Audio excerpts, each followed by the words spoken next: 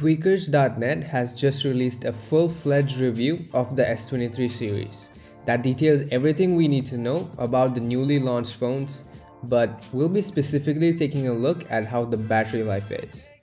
This video is for anybody who's curious about how the battery life will be with the new Snapdragon 8 Gen 2.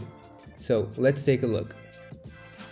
The biggest change regarding battery life is that the S23 series is using the brand new Snapdragon 8 Gen 2. We already knew that this would be a more power efficient chip as Qualcomm has finally moved on to the TSMC manufacturing process. The previous 8 Gen 1 and the Snapdragon 888 before that were on the Samsung manufacturing process, which had a lot of thermal throttling and heat issues. And coming to the actual real-life data that has been tested, Tweakers has fortunately been very thorough. They've done 3 battery tests, web browsing on Wi-Fi and on 4G, letting the Chrome browser scroll web pages on their local server to reduce discrepancies.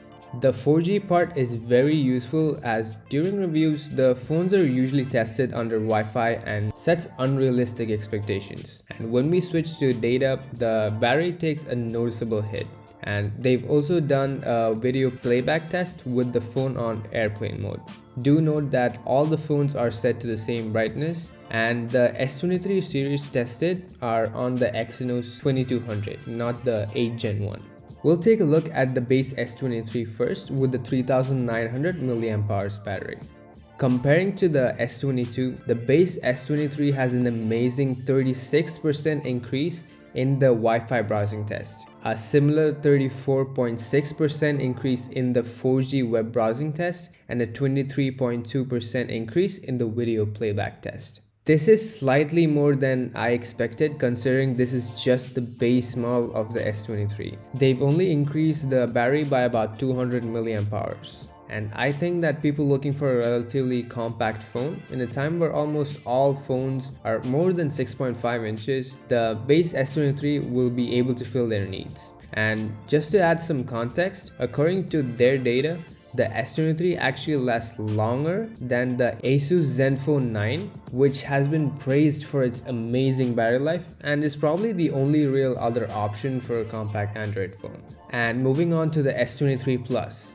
In the Wi-Fi test, compared to the S22 Plus, the 23 Plus has a whopping 40.3% increase in battery life and a 32% increase in the 4G test. And to add some context to this as well, in both the Wi-Fi and 4G web browsing test, only the iPhones are able to beat the S23 Plus by about 10% or so.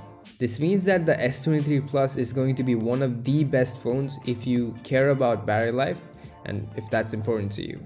And lastly, coming to the S23 Ultra. Comparing to the S22 Ultra, the 23 Ultra is 35% better, and in the 4G test is about 22% better. But I don't think the S22 Ultra had issues with battery life like the base S22 did, but it definitely should have better battery life with that huge 5000 mAh battery inside it.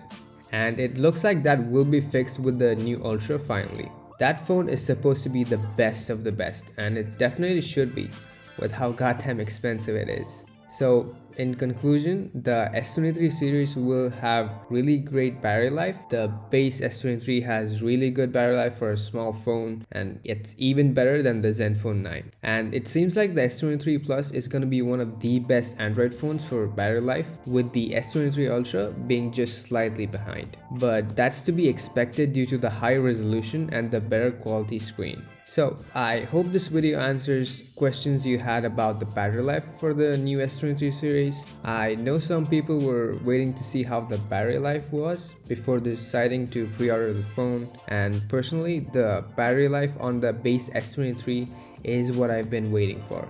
Compact devices are an endangered species.